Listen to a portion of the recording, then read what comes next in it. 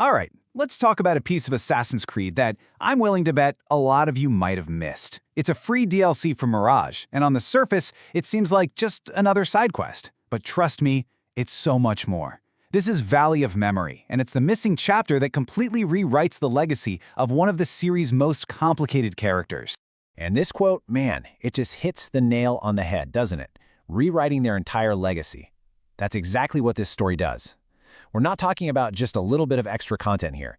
This is the key, the foundational piece of lore that adds this incredible, tragic, human depth to Basim's entire journey, from his early days in Baghdad all the way to the man we meet on the shores of Valhalla.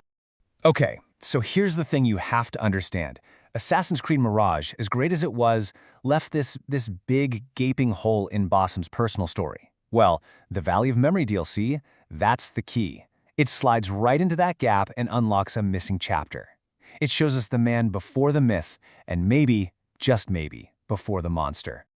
So, to really get why this is so important, you gotta know when it happens. It's not a post-game thing. No, it fits right in late in the main Mirage story, just before those final game-changing missions. You know, the ones that lead to his complete unraveling and the reawakening of Loki. And that placement, it's everything. Valley of Memory is basically Basim's last, fully human chapter before destiny and trauma just completely take the wheel. And that is exactly what makes this so unbelievably powerful. This isn't just another mission on the map. Think of it more like a window straight into the soul of a man who is standing right on the edge of a cliff. It's the moment, the one that kicks off the entire tragic trajectory of his future. So how does it all start? Well, the entire quest kicks off with just a tiny, fragile spark of hope, and it's enough to send Basim on this deeply personal journey, chasing the ghost of a father he was sure was long gone. It all begins with a painting. A mysterious painting surfaces, and Basim is convinced it could only have been made by his father, Ishaq, the same father who was exiled from Baghdad years ago. This one clue gets traced all the way back to the ancient land of Al-Ula, and suddenly this desperate hope just ignites inside him. You can almost hear him thinking, what if he's not dead? What if he's still out there? And driven by that single thought, he's off. He travels to Al-Ula to find out the truth, whatever it is. Now let's talk about the setting, because the world of Al-Ula, wow, it's not just a pretty backdrop for this quest. Not at all. It's practically a character in its own right, and it serves as this perfect, haunting metaphor for Basim's own fractured state of mind. Get this, the map is literally, physically divided in this incredible way. Down in the south, you've got the land of the living. Think blooming oases, populated settlements. It all just screams renewal and possibility.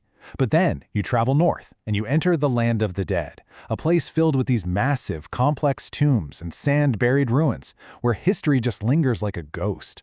And this split, it's a perfect mirror of Basim himself, a man completely torn between the hidden one he's trying to become and the wounded, lost child he left behind in Baghdad. All right, so as Basim starts to dig deeper, this simple search for his father, well, it starts to get a whole lot more complicated. This is where the story pivots. See, he's not just confronting his family's past anymore. Oh no, he's about to come face to face with the consequences of his own life. So you have to ask, right? This is the central mystery. What really happened to his father? Was he just a victim of bandits out in the desert? Did he simply die alone in exile? The truth? Well, the truth is far more personal. And for Basim, it's far, far more damning. Because here's the twist. His father's fate isn't some random tragedy. It's not bad luck. It is a direct consequence of the life Basim himself chose as a hidden one. You could say, a sin has come home to roost. And here it is, the big reveal. The man holding Basim's father hostage, he's a merchant named Nimlat. Okay, so who's Nimlat? Well, he's the son of a corrupt official, an official that Basim himself assassinated back in Baghdad. Just let that sink in. In his desperate quest to save his own father, Basim comes face to face with a son whose father he took away. This right here, this is the emotional core of the entire DLC. It's the moment the penny drops. For the very first time, Basim is forced to see that his targets, they aren't just names on a piece of paper. They're not just obstacles to the creed. Every single life he takes with that hidden blade, it leaves a ripple. It leaves a family shattered, a child grieving. And for him, it is an absolutely devastating moment of clarity. So, what does all this mean? where does this leave Basim? Well, this one single story completely reframes his entire journey across two massive games. Let's break down exactly how it does that. Basically, this story rewrites Basim's destiny in three absolutely crucial ways. First, it restores his humanity. Second, it recasts the entire Mirage story as a profound tragedy. And third, and maybe most importantly, it finally builds a solid, understandable bridge to the cold, calculating man we meet in Assassin's Creed Valhalla.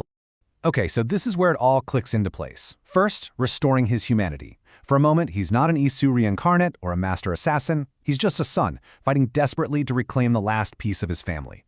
Second, this recasts Mirage's ending. It's no longer just a cool plot twist about Loki. It becomes a genuine tragedy. You realize his entire path was shaped by this deep-seated trauma of abandonment. And finally, the connection to Valhalla. This provides the why. It explains why he becomes so cold, so single-minded. The cruelty we see later, it's rooted right here, in this painful moment.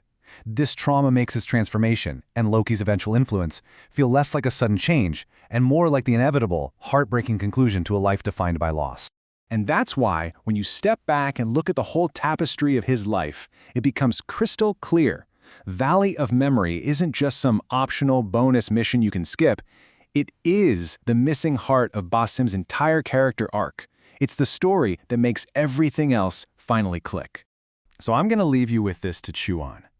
Knowing all this, knowing that at his core he was just a son, desperate to heal a childhood wound, only to have the consequences of his own life as an assassin thrown right back in his face, does that make what happens to him next a tragedy? Or was the cold, calculating Loki we see emerge always an inevitability?